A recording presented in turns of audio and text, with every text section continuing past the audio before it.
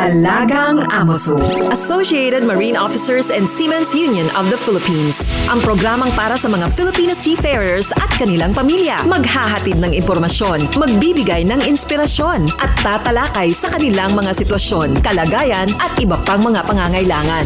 Alagang AMOSUP. Kasama si Camille Simbulan dito sa Radyo Pilipinas World Service at Radyo Pilipinas Radyo Publiko. Magandang araw po sa ating lahat, pagbati, and welcome to Alagang AMOSUP, ang serbisyo publiko sa radyong hatid ng Associated Marine Officers and Seamen's Union of the Philippines o AMOSUP at ng Radyo Pilipinas World Service. Sa programang ito ay pinag-uusapan natin ang iba't ibang mga programs and welfare services ng AMOSUP para sa mga miyembro at dependents ng ating union. Tinatalakay din po natin ang mga napapanahong issue tungkol sa mga karapatan at kapakanan ng mga magigiting nating Filipino seafarers or sea-based overseas Filipino workers. Ang Alagang AMOSUP ay napapakinggan din po sa flagship station na Radyo Pilipinas Radyo Publiko 738 kHz tuwing linggo alas 7 hanggang alas 7:30 ng gabi. Special shout-out sa mga miyembro ng AMOSUP at sa lahat ng mga Pilipinong mandaragat sa iba't ibang panig ng mundo na nakatutok sa atin. Alagang AMOSUP dito sa Radyo Pilipinas World Service at Radyo Pilipinas Radyo Publiko. Ayan, isa na naman pong makabuluhang episode ng Alagang AMOSUP ang ating tatalakayin ngayon para sa ating espesyal na talakayan na may temang Pilipinong Mandaragat, kwento ng paglalayag sa buong mundo. Ngayong araw makakasama natin ang isang very inspiring young seafarer at alumnus mula sa Maritime Academy of Asia and the Pacific o MAAP, Batch 2022. Siya rin ay pinarangalan bilang Seafarer of the Year sa Crew Connect Global Awards 2022 at nanalo rin bilang Cadet of the Year sa Sea Awards Singapore sa parehong taon. So, let us all welcome to Alagang AMOSUP, Van Villanueva. Welcome to Alagang AMOSUP. Good afternoon po, ma'am. Sorry, excuse me. Go.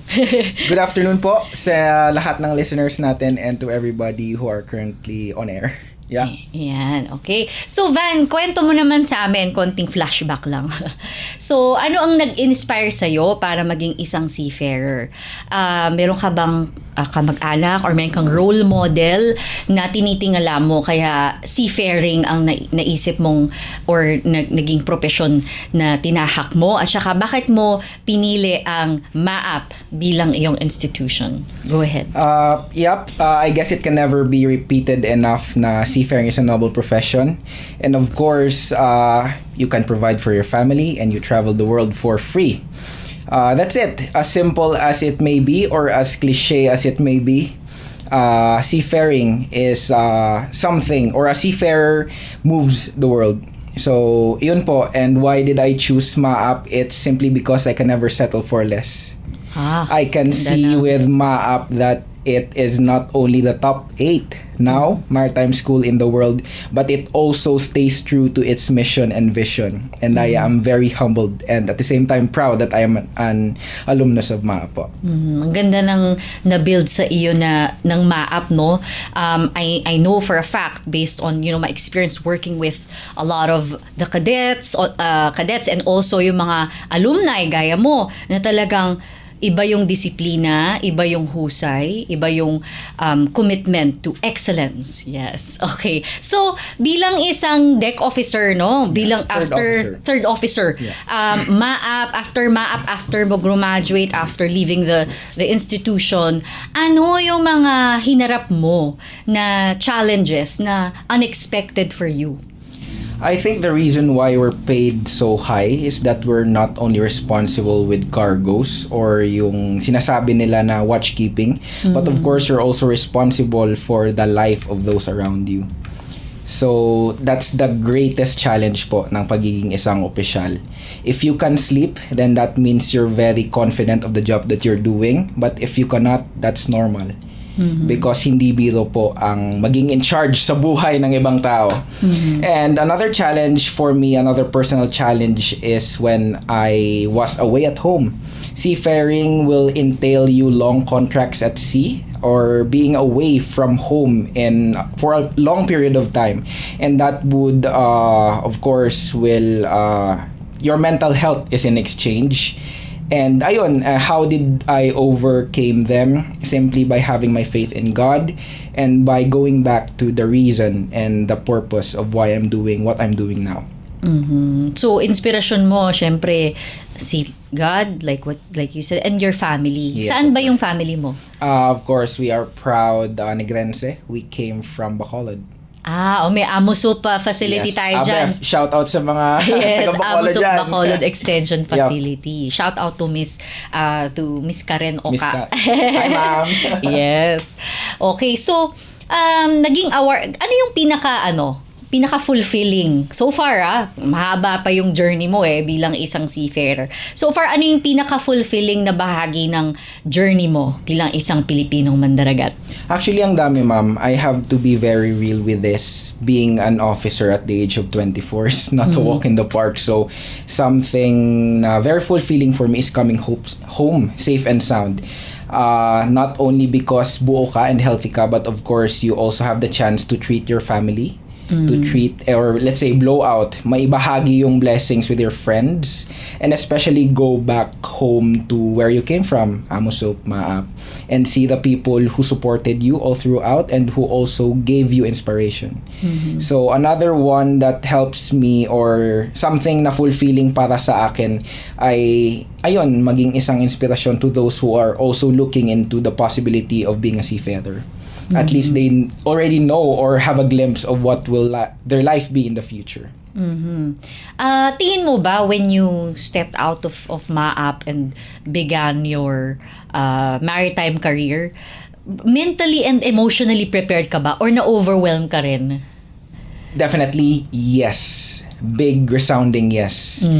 The 4 years, let's say 3 years I've had in the academy, actually, of course, mahirap. That's given. You're in a semi-regimental training and hindi lahat kaya yun. But it only strengthened me because what doesn't break you will only make you stronger. So I'm thankful to those who've handled us, to my seniors, those who have gone ahead of us for teaching us. Of course, to Admiral Santos, sir, to Captain El Chico, sir, na pinatatag niyo ang loob namin and pinalakas niyo po kami. So sa lahat po ng paghihirap ay merong, let's say, sarap afterwards. And yun, very overwhelming for the first time kasi syempre that's a huge responsibility. But at the same time, you never knew that you're already helping to move the world.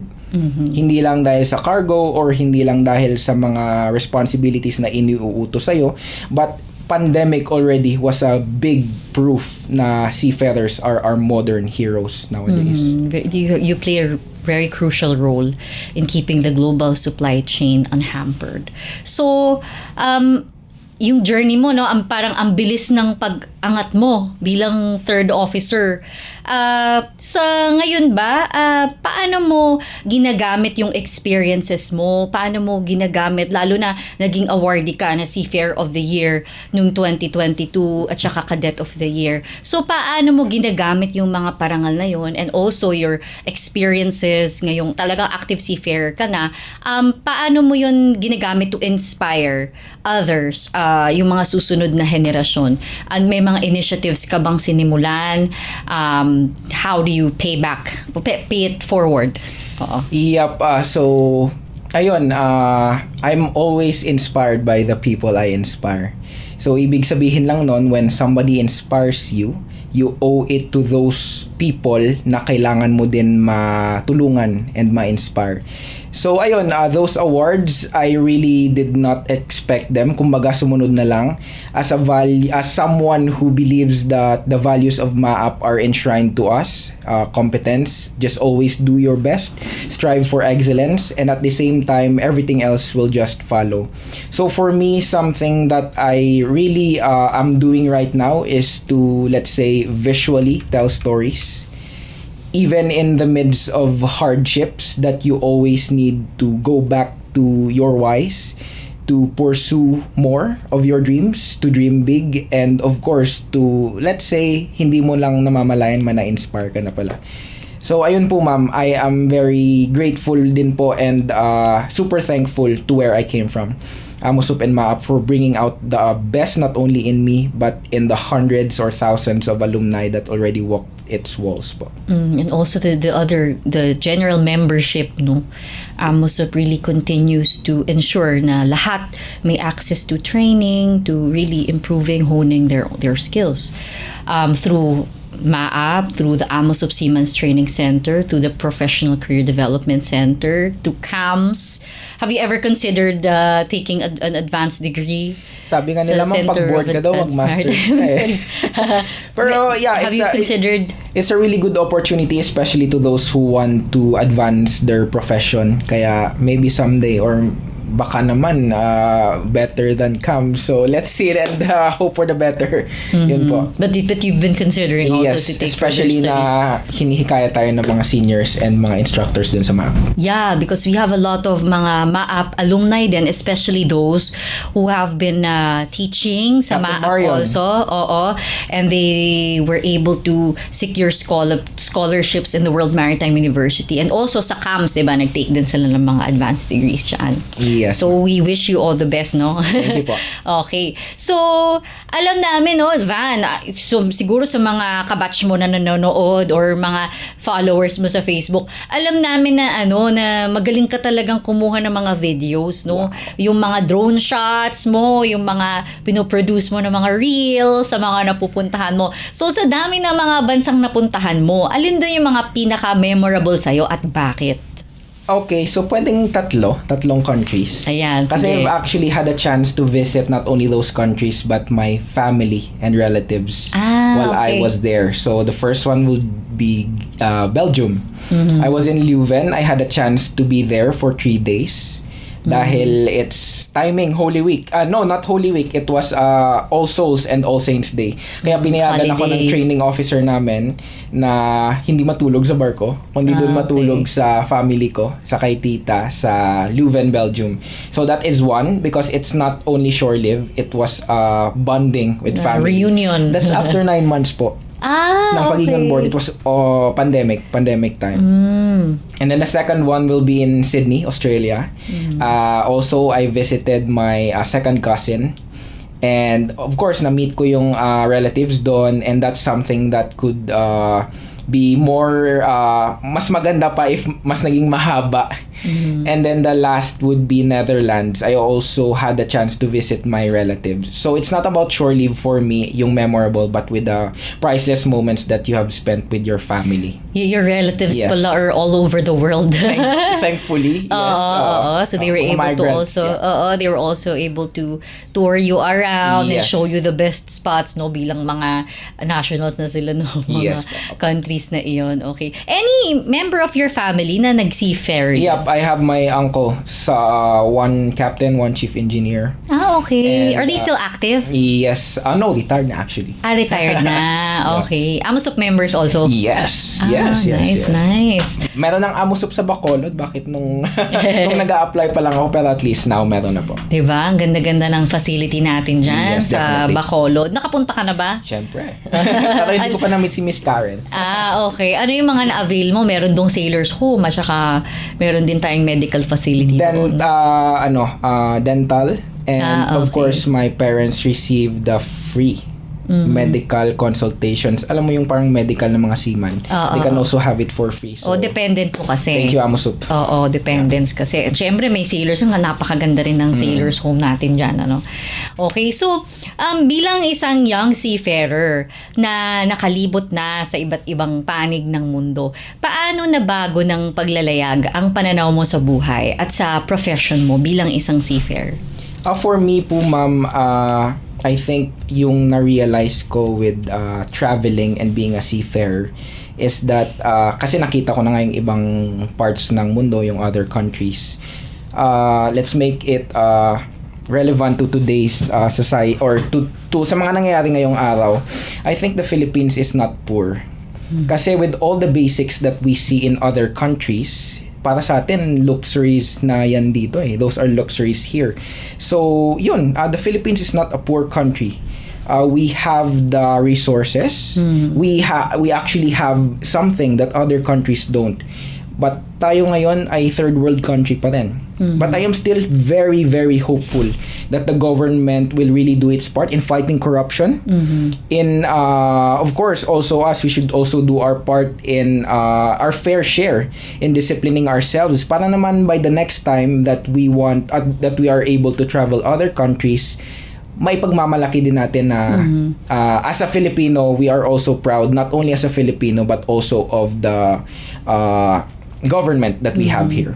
And also, aside from the natural resources that we have, I think the most important asset of the Philippines are the people. Correct. Diba? The people. Kaya nga, diba talagang laging preferred ang overseas Filipino workers, whether land-based or sea-based. Lalo na, di ba kayo, ramdam nyo yan? Kasi Yes, hanggang ngayon, top 1 pa rin na seafaring nation ang Yes, we are. Pilipinas. Tama. Okay, so how is your experience naman being Philippine? Kasi syempre seafarers, you are the face of the Philippine Maritime Labor Force. So how is it? How is it being kumbaga being an ambassador of the Philippines? 'Di ba nga yung ang ganda nung isang ginawang video ng Philippine Presidential Communications Office na si Captain Labarda, Yes, I've who's seen also a MAAP alumna. She's the one featured na, 'di ba?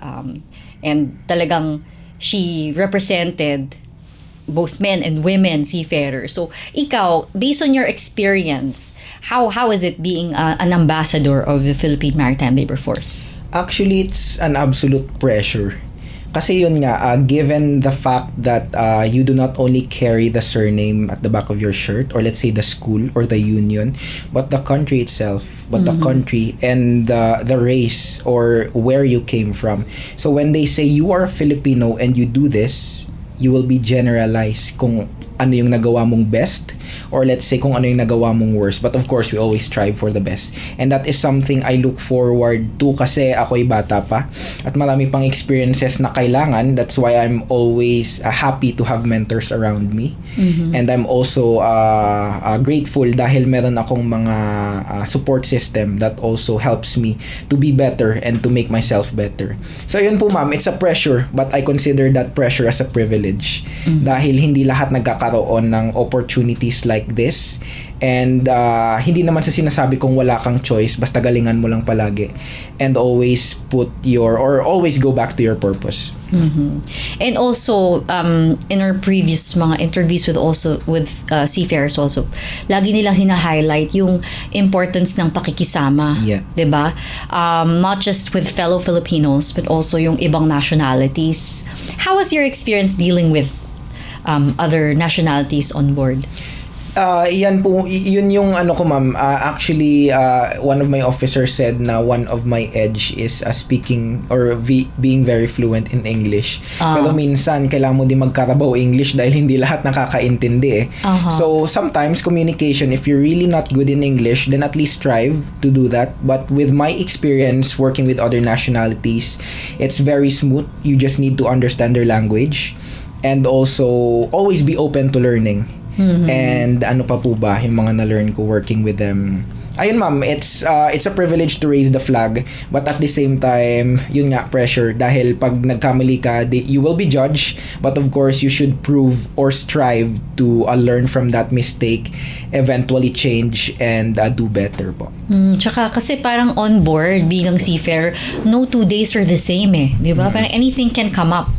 Kasi naglalayag kayo, 'di ba? So minsan di magko-cooperate yung weather. Paminsan, di ba, may mga ganyang mga pagkakataon. Unexpected circumstances. Yes, lalo na, I think naabutan mo yung COVID pa eh, di ba? COVID, yes ma'am. Oo, 2022. Bawal mag-shore leave. Oo, di ba? 2022. And it must be hard. How long was the longest contract that you've had to, 11 months and 14 days. 11 Hindi ko months. makakalimutan yan dahil sa COVID, pero I'm thankful kasi dahil doon nakabalik ako and I graduated on time. Wow, grabe, 11 months, no? Opo. 11 months and 14 days and bawal mag-shore leave. I had my first shore leave after 9 months. Okay, Tapos okay. parang Buti. bakasyon siya kasi naging 3 days. Okay. Ayun yung sa Belgium. Opo. Nice. Ganda ng mga experiences mo, no?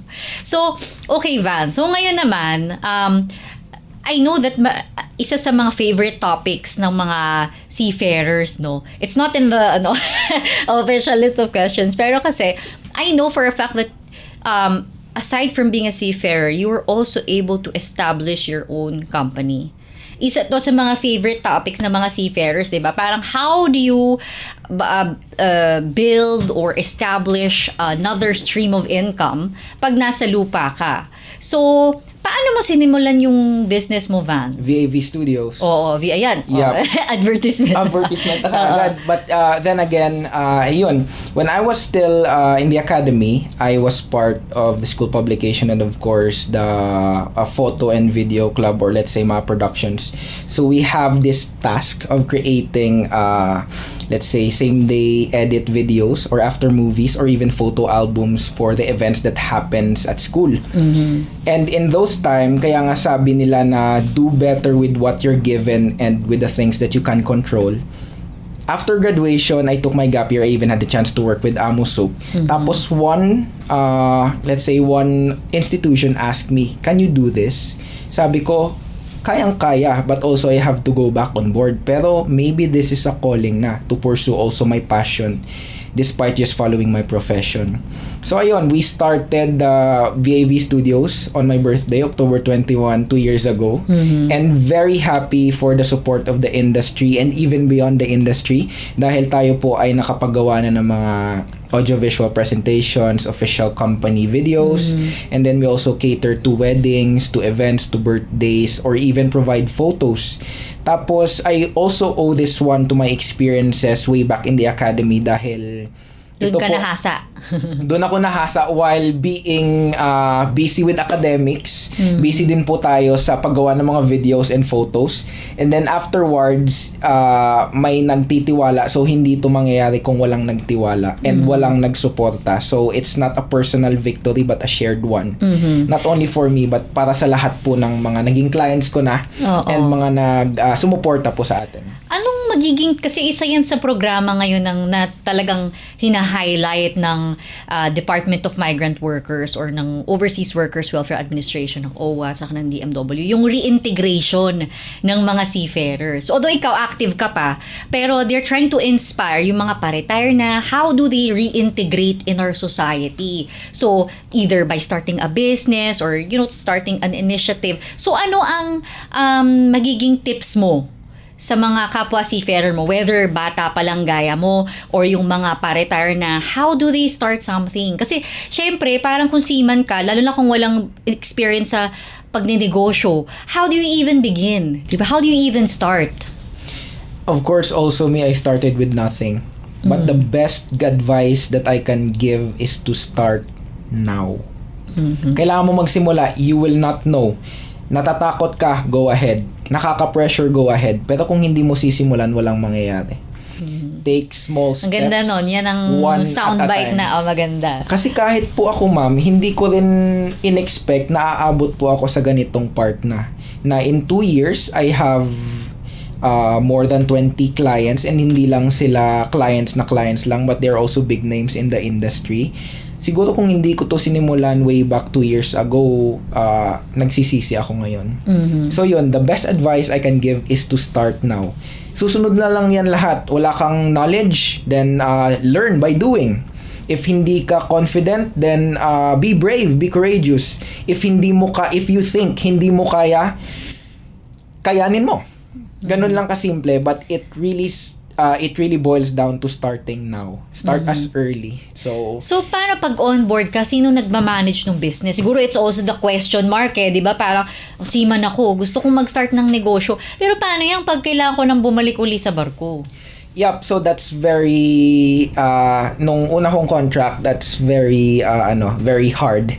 But then again, you have to trust somebody.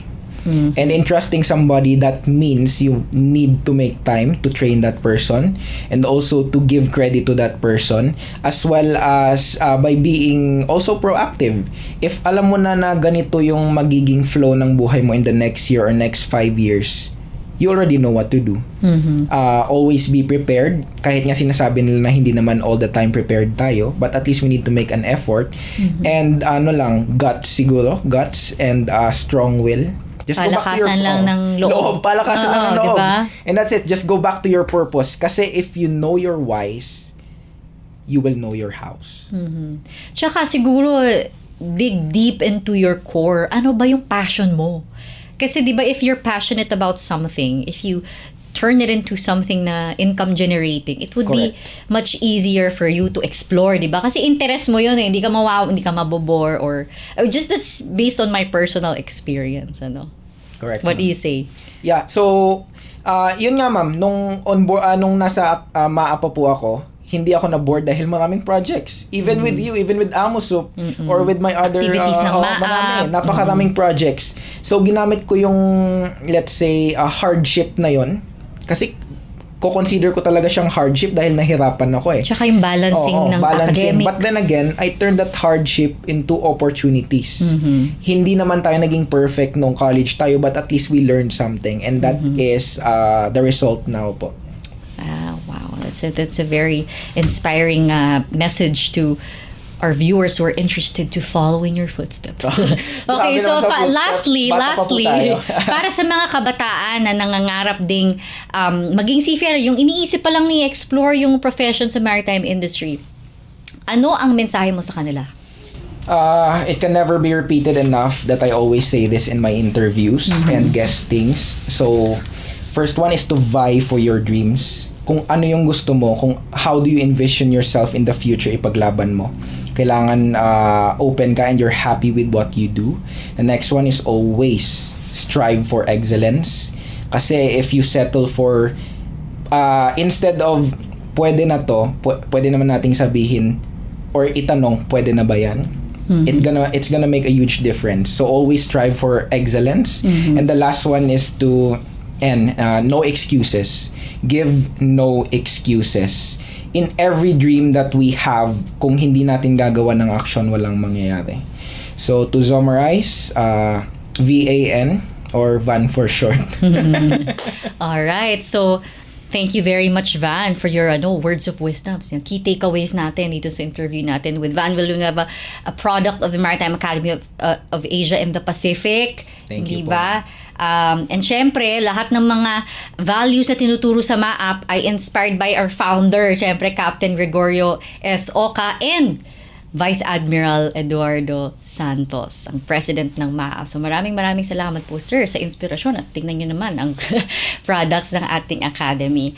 So before we end, we would just like to remind our viewers, para po doon sa mga gustong mag-contact sa AMOSUP, meron tayong contact center, nasa screens nyo po yan. Pwede nyo pong tawagan ang mga numero na yan, landline, smart, and globe. So meron din po tayong AMOSUP official Facebook page and AMOSUP official Facebook group. And kung hindi pa po kayo nakasubscribe, may AMOSUP official YouTube channel po tayo kung saan natin pinupost ang episodes ng Alagang AMOSUP. And for more details and information about the service units of AMOSUP, yung mga programa po natin, meron po tayong www.amosup.org. Muli, maraming salamat po sa inyong pagsubaybay. Salamat sa mga kasama natin sa Radyo Pilipinas, si Ms. Susan Aison, Milo Jonella, J. Arevalo, Hero Lucero, Erwin Peñano, Jerome Toledo, at Justine Osayas, at syempre sa ka-AMOSUP natin na si Ms. Lara San Juan. Maraming salamat, Van Villanueva, Third Officer Van Villanueva, Thank you po. sa pagbabahagi ng inyong kwento ng paglalayag at tagumpay. Naway magsilbi kayong inspirasyon sa lahat ng ating mga young seafarers na nagsisimula pa lamang sa kanilang paglalakbay na kahit saan dalhin ng alon, basta't may disiplina at dedikasyon, tsak, na mararating ang tagumpay. Pagbati rin po muli sa lahat ng mga miyembro at dependents ng AMOSUP na siyang inspirasyon ng lahat ng mga programa at serbisyo ng ating unyon. Atin din pong subaybayan ang programang Alagang AMOSUP sa Radyo Pilipinas World Service at Radyo Pilipinas Radyo Publiko 738 kHz tuwing linggo alas 7 hanggang alas 7:30 ng gabi. Ako po si Camille Simbulan at ito po ang Alagang AMOSUP. All aboard sa talakayan. Palalimin pa ang inyong kaalaman. Alagang AMOSUP dito sa Radyo Pilipinas World Service at Radyo Pilipinas Radyo Publiko.